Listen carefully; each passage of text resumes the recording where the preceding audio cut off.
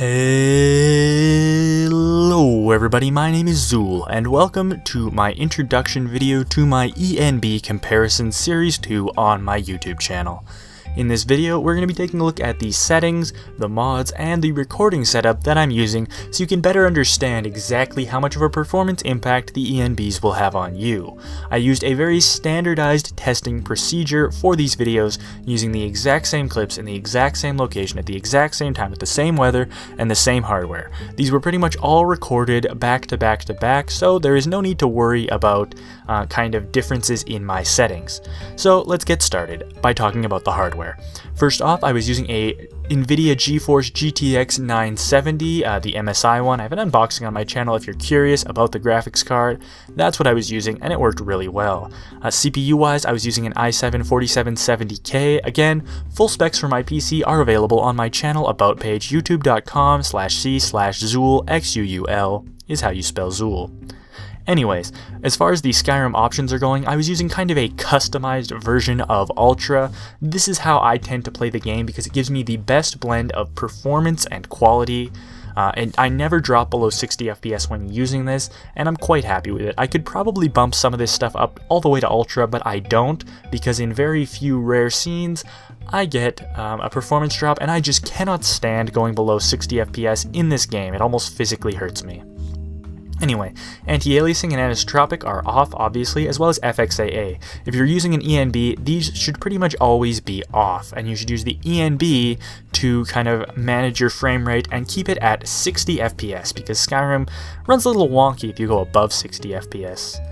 Next up, I had all the reflections on, and I had everything in the detail tab set to high. Yes, I could have thrown some of this stuff like shadow quality up to ultra, but the way that ENBs impact shadows, I felt that high was the best way to do it since the shadows still look great.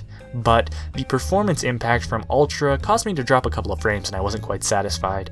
View distance, everything was at max, distant object detail was set to high as opposed to Ultra, and I turned off object detail fade.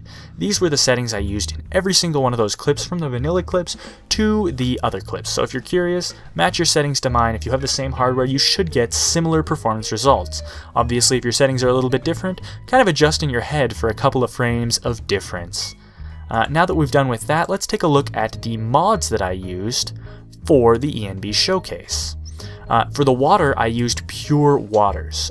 This was because I found the comparisons with the vanilla water and an ENB looked terrible. I originally ran a couple of the ENB tests with the default water, and it was just so unsatisfying to see ugly water with those beautiful landscapes, so I quickly went back and added pure waters. Another thing that I added was Skyfalls plus Sky Mills. This is to get the animated waterfalls in the distance. If you've never used this mod, use it, it's great. But I used this mod so that the waterfalls would be moving even though they're far off in the distance, because in vanilla Skyrim, the waterfalls have some sort of weird freezing issue. Of course, I used Sky UI in the unofficial patches. I pretty much always use those. And there's one other, maybe one or two other plugins that are worth talking about. Immersive Hud, just so that the HUD would go away so I could take the video clips. And finally, I used Decrease That Grass. Now this is a bit of a controversial choice in that this is a performance mod and I have a very powerful computer.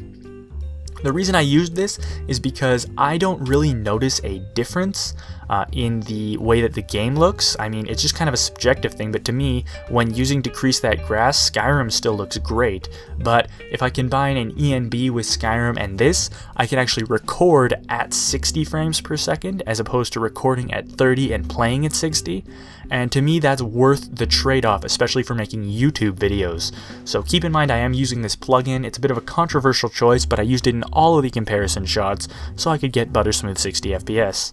I guess one other thing to talk about is Dynavision.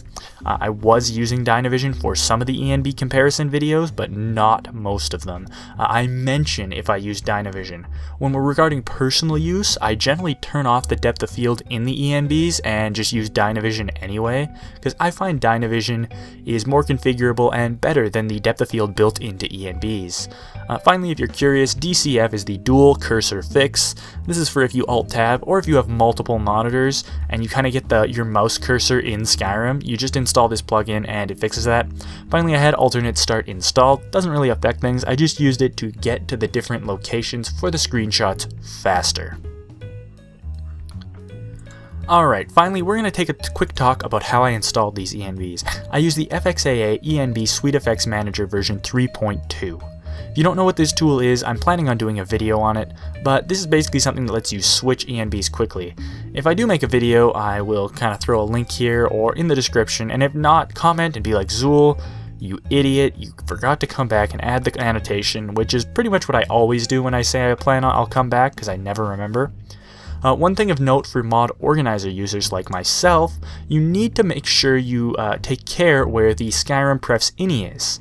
By default, the Skyrim prefs ini is in your Skyrim folder. However, when using mod organizer, it's actually in the mod organizer profiles, and then you go to the profile name. In my case, my profile is called ENB comparison, and the Skyrim prefs ini for that profile will be located here.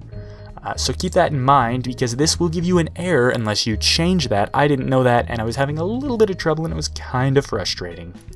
Anyways, that's pretty much it. So I will kind of throw up back on screen, if it was on screen already. I'm not quite sure how I'm going to edit this, but I'm going to throw up a link to all the different ENB videos. Now, they might not all be out at the time that this video is released, but eventually they will all be out. I'll also throw in a spot on the screen to link to my eventual Suite Effects ENB, whatever you call this utility, my tutorial on it. Finally, I will try and remember to throw a link to a generic installation tutorial for ENBs, as this time I forewent the installation videos for the ENBs. If you're having trouble installing any of the ENBs that I've covered on my channel, by the way, leave a comment down below asking for a tutorial, and I will just make one for you. Like, honestly, I'll just do that. If you're like, hey, I don't know how to install Darklight ENB, I'll be like, oh, okay, and then I'll make one, and it'll come out later on the channel just for you, because I'm a nice guy. You know, I'm Zool. I'm awesome. Anyway, I'll let the footage run for a little while longer. And I hope you enjoyed this series as much as I enjoyed making it. Leave your comments down below with suggestions on future topics and stuff like that.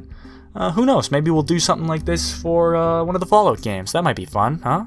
I've never actually used an ENB with Fallout, so it could be interesting.